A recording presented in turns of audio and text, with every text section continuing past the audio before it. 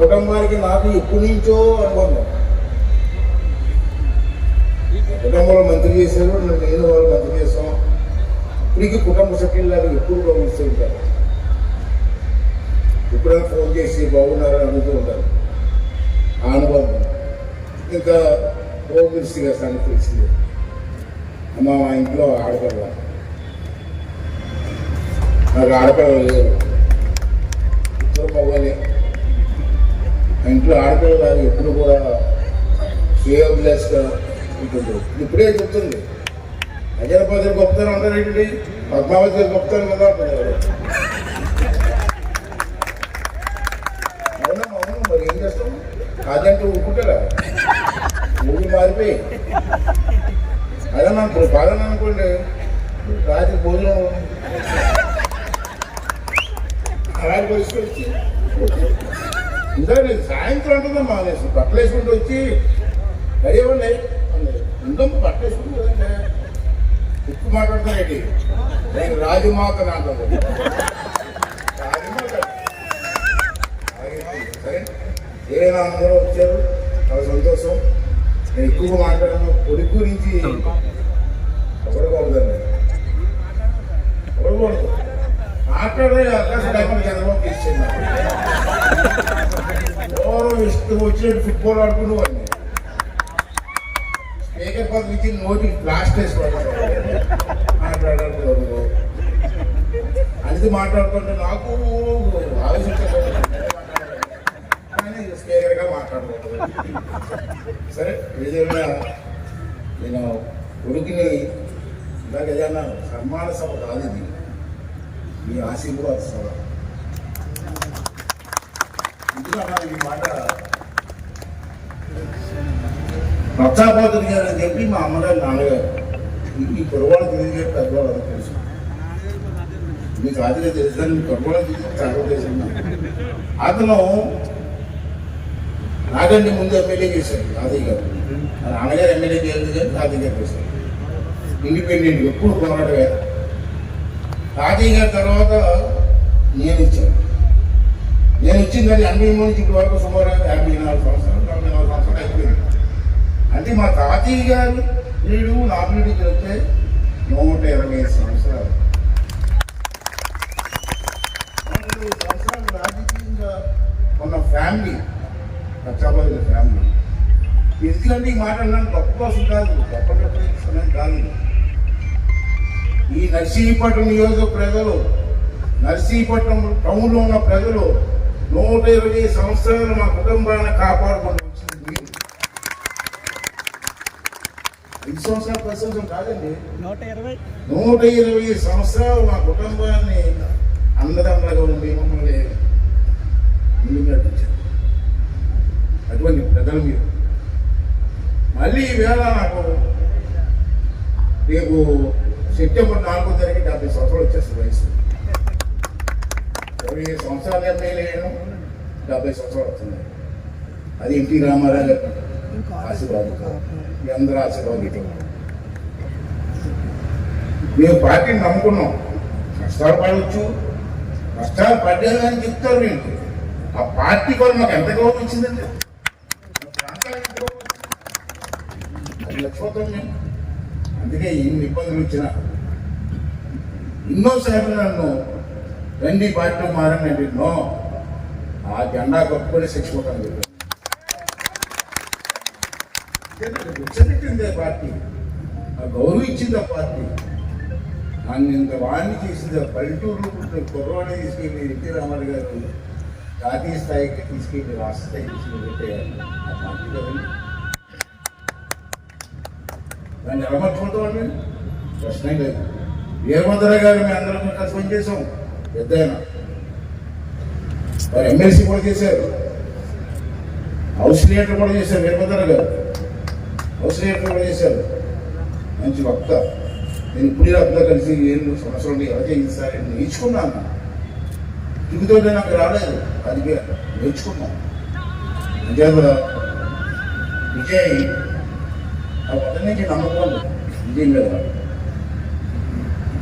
నాకు ఎన్నోసార్లు నువ్వు చదవరా అని చెప్పాను. చదవరా, ముందు చదువు, ఎంత ఓపు చదువుకున్న చదువు అంటే వాడు కష్టపడి కాన్వెంట్లు చదవలేదండి. విజయనగరం జిల్లా పక్కనే ఈ స్కూల్ ఆర్ఎస్ఎస్ స్కూల్లో జాయిన్ చేశాను. అప్పుడు మా ఆవిడ నేను వెళ్ళి జాయిన్ చేసుకున్నాను. మా ఆవిడ కళ్ళని నింపించుకున్నాను ఆ స్కూల్ చూసి. ఇదేంటి కుర్రలు తీసుకెళ్ళి స్కూల్ పరిస్థితి ఎవరు నచ్చం లేదు, అంశం కనపడలేదు, కొన్ని స్కూల్ వేస్తామని తిట్టింది. ఇప్పుడే తెలిసింది అలా కాదైనా మాట మంచి స్కూలు డిసిప్లిన్ ఉంటుంది అని చెప్తే 10th క్లాస్ వరకు చదివాడు. మరి 10th క్లాస్ ఇప్పుడు మళ్ళీ హైదరాబాద్ ఇంజనీరింగ్. తర్వాత శాషన్ గారని అతను స్కూల్లో ట్రైనింగ్ అయ్యాడు. తర్వాత అమెరికా వెళ్ళి 2 సంవత్సరాలు ట్రైనింగ్ అయ్యాడు. నాలెడ్జ్ పెంచాడు, మాట్లాడే కెపాసిటీ పెంచాడు. అప్పుడే అన్న భక్తితో వీడు ఎప్పుడికైనా పార్లమెంట్ కానీ రాష్ట్రంలో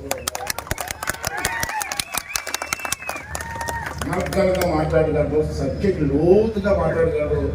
ఇటువంటి వాడు పార్లమెంట్లో గలమెత్తితే సబ్జెక్ట్ మీద మాట్లాడితే భారతదేశం అంతా చూస్తే ఎవరన్నా కుర్రోడు అని చెప్పి అందులో అది నాలుగు నా మాట నా కళ నెరవేరింది. చాలా దగ్గరగా అంతగా నాకు ఆనందం ఉంటుంది. దగ్గరగా అంతగా ఏమంటుంది చాలేదు. నాకు అవన్నీ నమ్మకం ఉంది. మొన్న కూడా ప్రమాణ స్వీకారానికి వెళ్ళాను. ఒకటే చెప్పాను, పార్లమెంట్లోకి వెళ్ళి ఇష్టం వచ్చిన మాట్లాడడం కాదు, మంచి సబ్జెక్ట్ నేను ఎన్నుకో, దేశానికి సంబంధించిన సబ్జెక్ట్ ఎన్నుకో, మన ప్రాంతానికి సంబంధించిన సబ్జెక్ట్ ఎన్నుకో, గలం ఇత్తు. పార్లమెంట్లో రాజ్యసభ వేరు, పార్లమెంట్ వేరు. మళ్ళీ రాజ్యసభలో మేధావి సభ అంటారు. వీళ్ళు నాకాడు కుర్రోడు మేధావి సభలు ఎందుకు సంతోషం, ఎందుకంటే సంతోషమే. ఆ మేధావి సభలో మాట్లాడితే భారతదేశంలో ప్రపంచం అంతా కూడా ఏం మాట్లాడారు అని అనిపించుకోవాలన్నది నా కోరిక. అది నేను నెరవేరుస్తున్నట్టు ప్రకాశం గారికి ఉంది. ప్రాంతానికి రాజ్యసభ రావడం, చంద్రబాబు నాయుడు గారు, లోకేష్ గారు, పవన్ కళ్యాణ్ గారు మనిషింటారు. ఇది ఎప్పుడు అడిగినా సరే నాకు డబ్బులు కావాలి సార్, వాటర్ స్కీమ్ కావాలి, అది కావాలంటే అయ్యన పోతే గారికి ఎక్కివ్వండి అనుకుంటున్నాను. అటువంటి మిత్రులు ఉన్నారు. మీ అందరితో అభిమానం ఉంది. నేను ఒకటే కోరుకున్నాను మీ అందరినీ కూడా. ఆ రోజు తాతయ్య గారి అండగా నిలబడ్డారు, ఇప్పుడు వరకు నాకు అండగా నిలబడ్డారు. మీరందరూ రేపు రాబోయే రోజుల్లో విజయ్ కూడా నేనే రికమెండేషన్ చేయడం విజయ్కి వాడి కెపాసిటీ ఉందన్నాను. కెపాసిటీ ఉంది కాబట్టి అడుగుతున్నాను, రికమెండేషన్ చేసి పోస్ట్ అడగట్లేదు. అదే మీరు అందరూ కూడా నాకు ఏ విధంగా సహకరించారో, నాకు ఏ విధంగా మీరు అభిమానంగా ఆశీర్వదించారో, ఆ విజయ్కి కూడా మీ ఆశీర్వాదం ఇవ్వాలని కోరడం కోసమే నేను మాట్లాడుతున్నాను. అయితే ఇక్కడ నాయకులు ఉన్నారు చాలా మంది, అన్ని మండలాల నుంచి వచ్చారు, ఇతర జిల్లాలు, ఇతర కాన్స్టిట్యూన్స్ వచ్చారు. ఒక్కడి చెప్తాను మీ అందరికీ, నేను 8 సార్లు ఎమ్మెల్యే చేశాను, 7 సార్లు మంత్రి చేశాను, ఎంపీ చేశాను. ఎప్పుడూ లేని డబ్బు ఈ 2 సంవత్సరాలు కాన్స్టిట్యూన్స్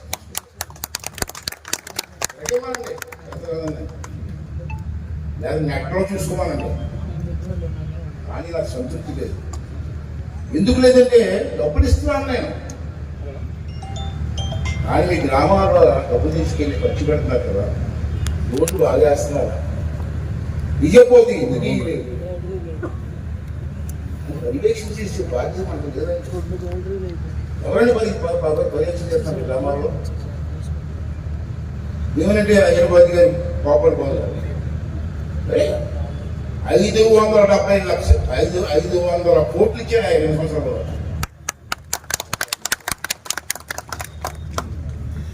ఒక 2 తప్పుడు కూడా చేయమని మమ్మల్ని మనతో ముఖ్యమంత్రి పెట్టండి. అలా గంగాయాన్ని పట్టుకున్నారండి, కొంచెం వినిపించండి. దొంగ వినిపించేస్తాను, దొంగల కోసం రికమెండ్ చేస్తారండి. అలాంటి భూములు ఆక్రమించాడు మనోడు. పొరపాటు చేసి వెళ్ళి పోతే అది పొరపాటు, చిన్న పొరపాటు భూమి తీసి అలాంటి తప్పు పని నేను చేయనండి, తీయను. మీరు ఏం తీసుకొని తీయను. రాడి ఇబ్బంది అని పెట్టకండి, రాని కూడా పెట్టదు. రాడు తీసుకున్నా తప్పుకుంది అనుకున్నారు.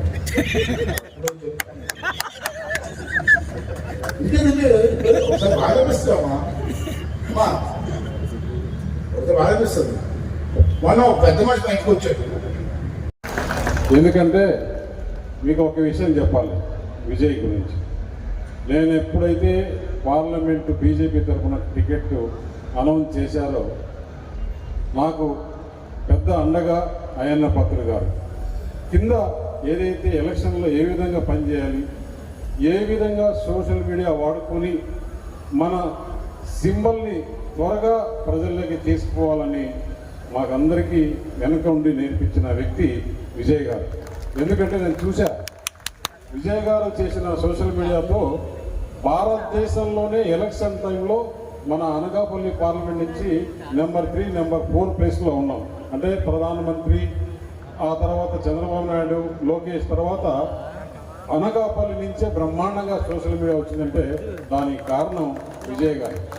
అలాగే ఎలక్షన్లు కూడా ఏ విధంగా చేయాలి, ఎక్కడెక్కడ ఏ విధంగా చేయాలని ఒక స్ట్రాటజీ ప్రకారం పనిచేసిన వ్యక్తి విజయ్ గారు. ఎందుకంటే రాజకీయంగా మిగతా నాయకులు అందరూ చెప్పారు. దాని తర్వాత మీకు అందరికీ ఒక విషయం తెలియాలి, విజయ్ సామాన్యమైన వ్యక్తి కాదు. మొన్న పార్లమెంట్లో విజయ్ ఓటుకు నేను వెళ్ళినప్పుడు ఆ రోజు చేసిన, మీరు చాలామంది చూసింటారు విజయ్ ఏ విధంగా ప్రమాణ స్వీకారం చేశాడని.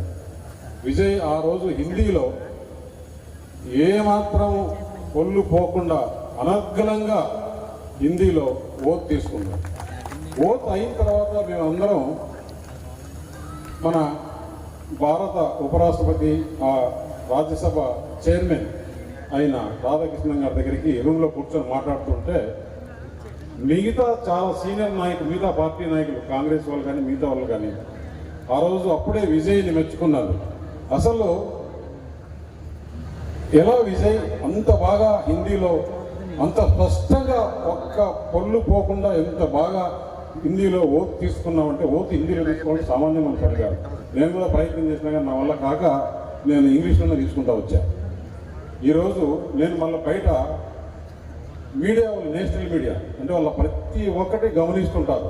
చాలా సీనియర్ మీడియా వాళ్ళంతా, వాళ్ళ రిపోర్టర్లు వచ్చి अरे आपका स्टेट से कौन है विजय, उतना स्पष्ट से वोट ले लिया, कौन है అని చెప్పేసి అడిగారంటే ఫస్ట్ ఎఫెక్ట్లోనే విజయ్ స్కోర్ చేసుకున్నాడంటే మీరందరూ ఆలోచన చేయాలి. అంత బాగా ఆ రోజు మాట్లాడి హిందీలో స్పష్టంగా ఓటు తీసుకున్నాడంటే అందరి మనసులు ఆయన దోచుకున్నాడు.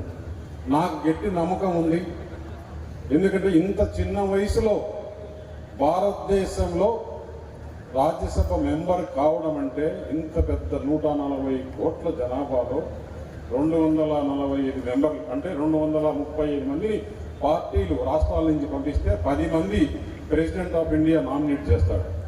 దాంట్లో ఈరోజు తెలుగుదేశం పార్టీ నుంచి ఈరోజు విజయ్ సెలెక్ట్ అయినాడు. ఇంత చిన్న వయసులో అంటే అది సామాన్యమైన పని కాదు. అది దానికి మద్దతు ఇచ్చిన యువ నాయకుడు లోకేష్ బాబు గారికి, మన అందరి నాయకుడు చంద్రబాబు నాయుడికి ఇక్కడ మీరందరూ గట్టిగా తప్పెట్లు కొట్టి అభినందించాలని చెప్పేసి తెలియజేస్తున్నారు. దీని వెనుక అయ్యన్న పాత్రుడు గారికి తెలుగుదేశం పార్టీకి ఉన్న అవినాభావ సంబంధంతో, వారికి ఉన్న లాయల్టీతో ఈరోజు ఒక పక్క స్పీకర్ ఉన్నా కూడా ఇంకో పక్క, ఎందుకంటే విజయ్ 2014లో కానీ 19లో కానీ ఇక్కడి నుంచి లోక్సభకు కండక్ట్ చేయాలని చెప్పేసి ఆయన అడగడం జరిగింది. ఆ రోజు అవకాశం రాకున్నా ఈరోజు లోక్సభ కన్నా ఎక్కువ ప్రోటోకాల్ ఉండే రాజ్యసభ వచ్చిందంటే అర్థం చేసుకోండి. అది వారికి ఉండే పట్టుదల, వారికి పార్టీ పైన ఉన్న పట్టుదల ఎంత ఎదుగా పనిచేసిందంటే ఈరోజు ఆయన చేసిన మంచి పని వల్ల, పార్టీకి లాయల్గా ఉండి అందరి పనులు చూసుకుంటూ ఉండేదానివల్ల ఈరోజు చేయడం జరిగింది. ఈరోజు భారతదేశంలో భారతదేశంలోనే ఇంత చిన్న వయసులో ఒక రాఘవ్ చెడ్డా మన విజయ్ ఇది సామాన్యమైన విషయం కాదని చెప్పేసి, ఎందుకంటే విజయ్కి చాలా భవిష్యత్తు ఉంది. ఒక రాజ్యసభ కాదు, ఇంకా ఆ భగవంతుడు ఆశీస్సులతో ఇంకా మంచి పేరు తెచ్చుకొని ఇంకా ఉన్నత పదవులు అలంకరించాలని మన ఉత్తరాంధ్ర తల్లి ముఖాలమ్మ ఆయనకు ఆశీర్వదించాలా, ఆ తిరుపతి వెంకటేశ్వర స్వామిని దీవించాలని చెప్పేసి కోరుకుంటూ, తప్పకుండా ఈరోజు నేను అనకాపల్లి పార్లమెంటుకి ఎంపీని, విజయ్ వచ్చేసి ఉత్తరాంధ్ర అంతా కూడా ఎంపీ అని చెప్పేసి, ఎందుకంటే ఆ బాధ్యత తీసుకుంటాడనే ఈరోజు లోకేష్ బాబు గారు, చంద్రబాబు నాయుడు గారు ఈయనకు ఈ పదవి ఇచ్చి ఇక్కడంతా కూడా పార్టీ బలోపేతానికి, ఈ కూటమి బలోపేతానికి పనిచేస్తారని నాకు గట్టి నమ్మకం ఉంది. ఒక పక్క రాజ్యసభలో ఆయన అనకాపల్లి గురించి, లోక్సభలో నేను అనకాపల్లి పార్లమెంటును ఉత్తమంగా తీర్చిదిద్ది ఇక్కడ యువతకు, ఇక్కడ పరిశ్రమలకు, సంక్షేమ పథకాలకు ఇక్కడి ఈ మన జిల్లాకి ఏదైతే రావాలని ఇక్కడికన్నీ పథకాలు తీసుకొచ్చేదానికి మేమిద్దరం సాయశక్తులా కృషి చేస్తామని చెప్పి తెలియజేస్తూ, ఈరోజు మరొక్కసారి విజయ్ని ఎంపిక చేసిన లోకేష్ బాబు గారికి, చంద్రబాబు నాయుడు గారికి, అయ్యన్న పాత్రుడు గారికి ప్రత్యేక ధన్యవాదాలు తెలియజేసుకుంటున్నాను.